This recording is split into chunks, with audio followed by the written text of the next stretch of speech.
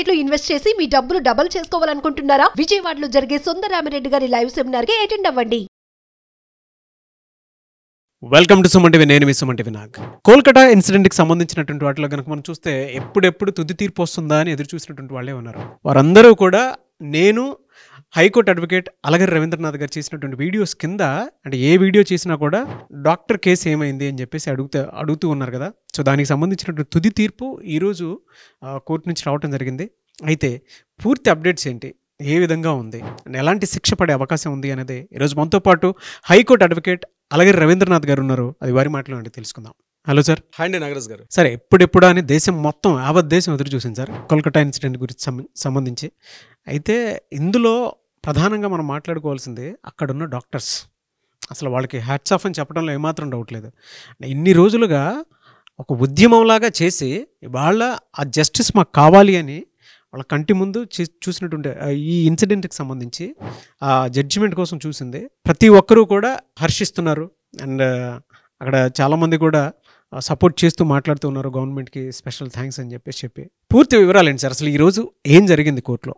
162 రోజుల సుదీర్ఘ విచారణ తర్వాత, అంటే ఈ సంఘటన జరిగిన తర్వాత ఆగస్టు 9 ఆర్జికర్ మెడికల్ కాలేజీలో అత్యాచారానికి సంబంధించి ఏదైతే దొరకడం జరిగిందో దానికి సంబంధించి 162 రోజుల తర్వాత, అంటే ఆగస్టు 10వ తారీఖు నాడు ఇతను అరెస్ట్ చేశారు సంజయ్ రేని. ఇంకా అక్కడి నుంచి రకరకాల పరిణామాలు చోటు చేసుకున్నాయి. నవంబర్ 12 నుంచి కంప్లీట్గా ఇన్ హౌస్ కెమెరాలో కంప్లీట్గా సుదీర్ఘ విచారణ జరిగింది. ఇక్కడ అనిర్బన్ దాస్ గారు చేసినటువంటి సెల్డా హైకోర్టులో ఈ విచారణ ఈరోజు ఖచ్చితంగా సంజయ్ రాయ్కి ప్రధాన దోషిగా కన్ఫర్మేషన్ చేస్తూ ఈరోజు ఒక తుది తీర్పును వెలువడిస్తారని చెప్పి యావత్ దేశం కూడా ఎదురు చూసిన పరిస్థితి వచ్చింది. అయితే చిట్ట చివరగా ఈ రోజు జరిగిన సంఘటన మీతో నేను షేర్ చేసుకున్న ప్రయత్నం చేస్తాను నాగరాజ్ గారు. ఉదయం 10:30 పూర్తిగా 300 మంది పూర్తిగా అంటే కాప్స్ పోలీసుల యొక్క భద్రతా వలయం మధ్య సంజయ్ రాయ్ని అక్కడ జైలు నుంచి కంప్లీట్గా కోర్టులోకి సెల్డా హైకోర్టుకి ప్రవేశపెట్టడం జరిగింది. అయితే చాలా కట్టుదిట్టన భద్రతను తీసుకొచ్చారు. కొన్ని వేల మంది అక్కడ ఆర్జికర్ మెడికల్ కాలేజ్ నుంచి చేసినటువంటి నిరసనకారులు, వైద్యులు, టెక్నికల్, నాన్ టెక్నికల్ స్టాఫ్, ప్రజలందరూ కూడా ఎంటైర్ ఆ ప్రదేశం చూస్తుంటే నేషనల్ మీడియా, లోకల్ మీడియా కంప్లీట్గా జరగబోతున్న ఈ రోజు ఖచ్చితంగా ఆయనకి మరణశిక్ష ఇస్తారని చెప్పి, ఎందుకంటే ఆ జనవరి 9 జరిగినటువంటి విషయంలో జరిగింది ఏంటంటే సిబిఐ కోర్టు ఖచ్చితంగా ఈ దోషికి మరణశిక్ష విధించమని చెప్పి ఒక రిక్వెజేషన్ పెట్టారు. దీని మీద తుది తీర్పు ఈరోజు ఇస్తామని చెప్పి జస్టిస్ గారు కూడా చెప్పడం జరిగింది. అయితే ఈ సంఘటన ఈరోజు ఖచ్చితంగా న్యూస్ వస్తుంది అనుకున్నారు. లోపల 10:30 సందర్భంలో ఇతను లోపలికి ప్రవేశించిన సందర్భంలో మాత్రం చాలా ఉత్కంఠమైన వాతావరణం అక్కడ కనిపించింది. ముఖ్యంగా స్టేట్ గవర్నమెంట్, లోకల్ పోలీసులు కావచ్చు, సెంట్రల్ డిపార్ట్మెంట్ పోలీసు అందరూ కూడా పూర్తి భద్రతా వలయం మధ్య లోపలికి వెళ్ళడం జరిగింది. లోపలికి సంజయ్ రాయ్లో కూడా ఏదో అపరాధ భావన మాత్రం కొంత కనిపించింది మనం ఆ విజువల్స్ చూసినప్పటికీ. లోపలికి వెళ్ళిన తర్వాత ఇన్ హౌస్ కెమెరాలో జరిగిన సంఘటన ఏంటంటే, ఇక్కడ చివరిగా తుది తీర్పు ఇచ్చే ముందుగా సంజయ్ రాయ్ని కూడా అడగడం జరిగింది. ఇక్కడ సంజయ్ రాయ్ మాట్లాడిన మాటలు చాలా కీలకమైన అంశాలుగా మారడం జరిగింది. నేను ఈ నేరం చేయలేదు, ఈ నేరంలో నేను కాకుండా చాలామంది ప్రమేయం ఉంది. ప్రధానంగా ఒక ఐపీఎస్ ఆఫీసరు ఒక ఇంపార్టెంట్ కీ రోల్ ప్రవర్తించాడు. నిజాదిగా చెప్తున్నాను, నా మెడలో ఎప్పుడు కూడా రుద్రాక్ష నేను వేసుకొని తిరుగుతుంటాను. ఈ రుద్రాక్ష నేను నిజంగా ఆ సంఘటన నేనే నేరం చేసిన వాడిని అయితే నాతో పాటు ఆ రుద్రాక్ష ఎట్టి పరిస్థితుల్లో తెగి ఉండేది.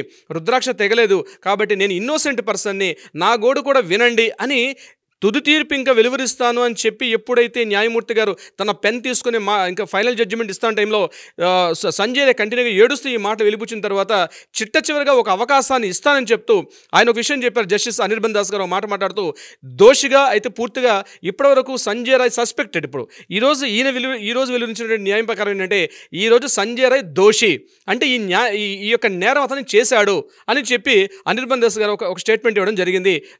ఈరోజు జస్టిస్ స్థానంలో కూర్చున్నటువంటి అనిర్బన్ దాస్ గారు. అయితే చివరి నిమిషంలో ఏదైతే ప్రాధాయపడ్డాడో సంజయ్ రాయ్, ఇతనికి ఒక అవకాశం ఇద్దాం, దీని గురించి కూడా కొంత మాట్లాడదాం ఉద్దేశంతో తీర్పుని మాత్రం రేపు మండే మధ్యాహ్నం 12:30 తీర్పుని వెలువరిస్తా అని చెప్తూ అనిర్బన్ దాస్ గారు దోషిగా నిర్ణయించారు.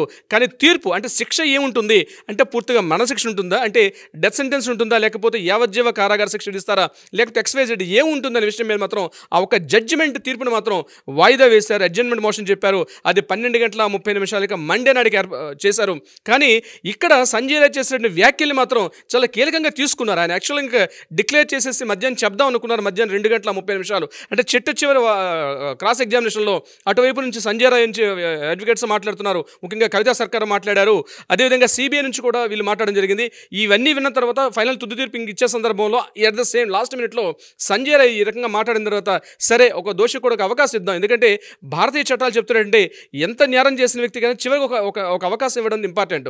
సో దీన్ని ప్రధానంగా తీసుకున్నారు. అయితే ఈరోజు సంజయ్ రాయ్ కోర్టులోకి ప్రవేశించే ముందు 2 రోజుల ముందుగా నుంచి అంటే జనవరి 9న ఈ విషయం వెలువరించారు.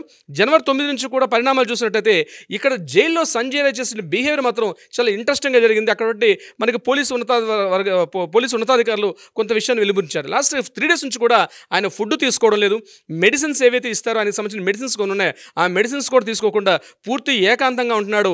ఎక్కడైతే ఏదైతే ఆ బ్యారక్లో ఉంటున్నాడో పూర్తిగా సంజయ్ రాయ్ కంప్లీట్గా సీసీ కెమెరాస్ అన్నీ కూడా ప్రతి అనుక్షణం కూడా ఎందుకంటే లాస్ట్ మినిట్లో ఏమైనా జరగచ్చు, అందుకని అదనపు భద్రతా దళాలను కూడా జైల్లో కూడా ఆయనకి ఏర్పాటు చేయడం జరిగింది.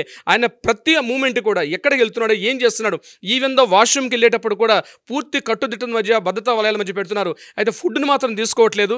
నేను ఒక భక్తుడిని, నా చేతిలో నా మెళ్ళ రుద్రాక్ష ఉంది, ఆ రుద్రాక్ష పట్టుకుంటూ ప్రతిరోజు సాయంత్రం పూట ఆయన కొన్ని ప్రార్థనలు చేస్తున్నట్టుగా కూడా కొంతమంది ఉన్నతాధికారులు చెప్పడం బయటకు జరిగింది.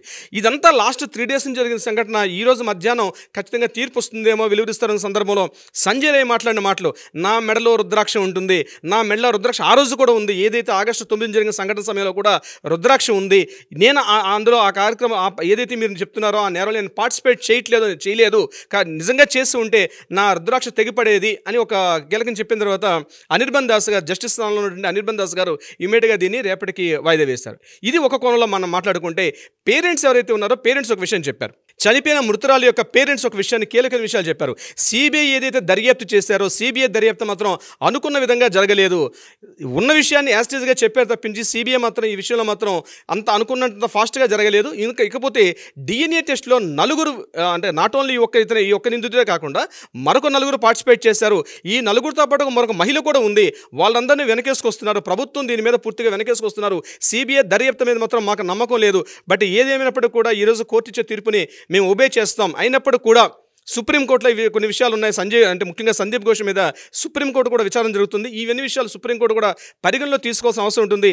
బట్ హైకోర్టు ఏదైతే సెల్డా కోర్టు ఈరోజు తీర్పిస్తుందో దాన్ని మేము ఒబే చేస్తామని చెప్తూ, కానీ సంజయ్ రాయ్ ఒక్కడే దోషి కాదు, ఇవన్నీ కూడా నేరస్తులందరూ కూడా పక్కకు తప్పుకున్నారని చెప్పడం కూడా జరిగింది. అయితే అక్కడ ఉన్నటువంటి జూనియర్ వైద్యాధికారులు వీళ్ళందరూ కూడా ప్రొటెస్ట్ చేస్తూ మాట్లాడడం జరిగింది.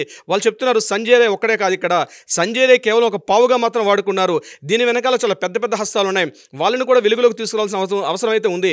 ముఖ్యంగా సందీప్ ఘోష్ కావచ్చు, అదేవిధంగా అక్కడ సెల్డాలో ఉన్నటువంటి మన అభిజిత్ మండల్, వీళ్ళందరూ కూడా ఈ యొక్క కేసుకు సంబంధించి చాలా ఇన్వాల్వ్మెంట్ అయి ఉన్నారు. వాళ్ళని కూడా ఇందులో పాత్రదారులు చేస్తే బాగుంటుంది, కానీ కేవలం సంజయ్ రాయ్ని చేస్తారని చెప్పి జూనియర్ వైద్యాధికారులు ప్రొటెస్ట్ చేశారు. నిరసనలు, ప్లకార్డ్స్ అన్నీ కూడా కోర్టు బయట చాలా ఉద్రిక్త వాతావరణం అయితే నెలకొంది. బట్ లాస్ట్ మినిట్లో ఈ విషయం అయితే వెలుగులోకి వచ్చింది. ఏదేమైనప్పుడు కూడా మండే మధ్యాహ్నం 12:30 దీనికి సంబంధించి తుది తీర్పు వెళ్లే అవకాశం ఉంది. అంటే ఆల్మోస్ట్ దోషిగా కన్ఫర్మ్ అయిపోయింది.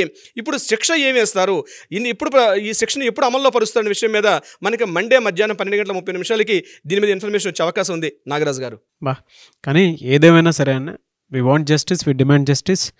ఆల్మోస్ట్ దీనికి సంబంధించినటువంటి కన్ఫర్మేషన్ వచ్చింది అని చెప్పడంలో ఏమాత్రం సందేహం లేదు. ఎప్పుడెప్పుడా అని ఎదురు చూశారని, ఎవరు చేశారు, ఎంతమంది చేశారు, అండ్ దీనికి సంబంధించి పూర్తి అప్డేట్ అంటే కాలేజ్ ప్రిన్సిపల్గా ఉన్నటువంటి సందీప్ ఘోష్ గురించి కూడా చాలామంది ఎదురు చూస్తూ ఉన్నారు. అతను కూడా ఉరిశిక్ష పడాలి అని చెప్పి చూద్దాం మండేకి ఏ విధంగా ఉంటుంది అనేది. ఎనీవేస్ థ్యాంక్ యూ అండి, thank you so much Ravindranath గారు. Thank you so much Nagaraju గారు.